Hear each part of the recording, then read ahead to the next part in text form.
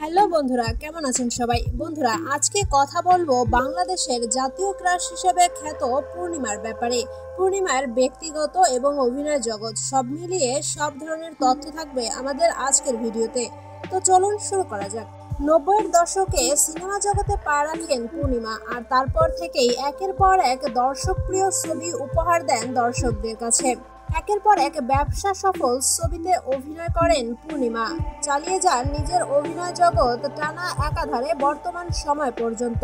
তার জনপ্রিয়তা দিনের পর দিন বাড়তেই থাকে।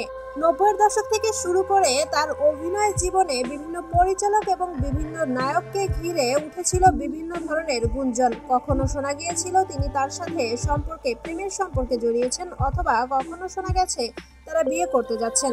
তবে নেটিজেনদের সব গুঞ্জনকে উড়িয়ে দিয়ে পূর্ণিমা 2007 সালে জামাল আহমেদ ফাহাদকে বিয়ে করেন। তাদের এই বিয়েটা সম্পন্ন হয়েছিল পারিবারিকভাবেই। চট্টগ্রামের নামকরা এই ব্যবসায়ীর সাথে বেশ ভালোই সংসার করছিলেন পূর্ণিমা। অভিনয় জগতে কিছুটা পিছিয়ে ছিলেন তখন, বেশি সময় দিতে পারতেন না অভিনয় জীবনে। তিনি সংসার করতেই বেশি পছন্দ করেছিলেন ওই সময়টাতে। 2014 সালে তাদের ঘর আলো করে এক কন্যা সন্তানের জন্ম হয়। পূর্ণিমা দম্পতি মেয়ের নাম রাখেন আরশিয়া উমাইজা।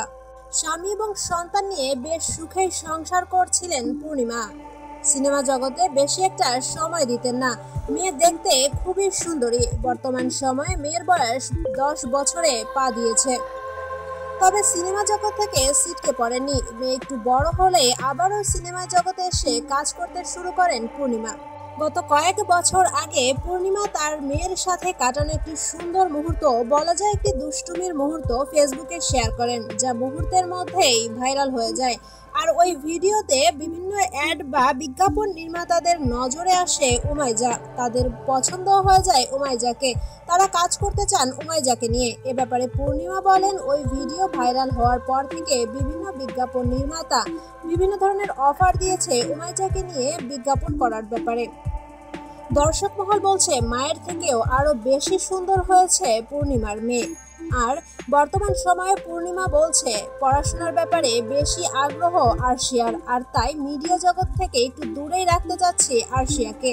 এই মুহূর্তে কোনো শিশু শিল্পী হিসেবে কোনো চলচ্চিত্রে কাজ করতে দেওয়ার ইচ্ছা বা কোনো বিজ্ঞাপনে কাজ করতে দেওয়ার ইচ্ছাও আমার নেই। তবে আরশিয়ার বাবা ফাহাদের মোটেই ইচ্ছা ছিল না আরশিয়াকে অভিনয় জগতে আনার, আর এ ব্যাপারে পূর্ণিমার সাথে তিনি একমত ছিলেন। কিন্তু বন্ধুরা, বর্তমান সময়ে আমরা জানি পূর্ণিমা এবং ফাহাদের সম্পর্কের বিচ্ছেদ ঘটেছে। পূর্ণিমা আবার মেয়েকে নিয়ে নতুন করে জীবন শুরুও করেছে। তবে মেয়ের অভিনয় জগতে আসা নিয়ে এখনো পূর্ণিমা নারাজ। এখনো তিনি চান না মেয়ে অভিনয় জগতে আসুক। তিনি চান মেয়ে পড়াশোনা শেষ করে আগে বড় হোক, তারপরে তার অভিনয় জগতে আসা নিয়ে ভেবে দেখা যাবে। তো বন্ধুরা, পূর্ণিমার মেয়ে এবং পূর্ণিমার জীবন কাহিনী নিয়ে এই ছিল আমাদের আজকের আয়োজন। এতক্ষণ সাথে থাকার জন্য ধন্যবাদ। ভিডিওটি কেমন লাগলো মতামত জানিয়ে দেবেন কমেন্ট বক্সে, আর ভিডিওটি ভালো লাগলে অবশ্যই একটা লাইক দিবেন।